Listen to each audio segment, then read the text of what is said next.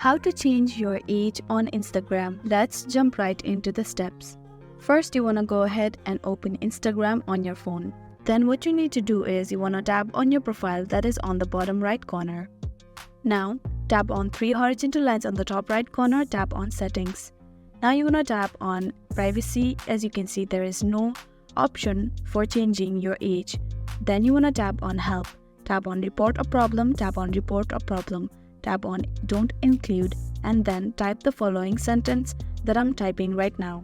You don't need to put the picture of your ID card here right now, but if for some case if the Instagram asks you for it, you have to send a picture of your ID card. So after typing all of this, you want to tap on send, that is on the top right corner, and after some time Instagram may respond to it. That is how you'll be able to change your age on Instagram. I really hope this video helped you out. Thank you so much for watching till the very end.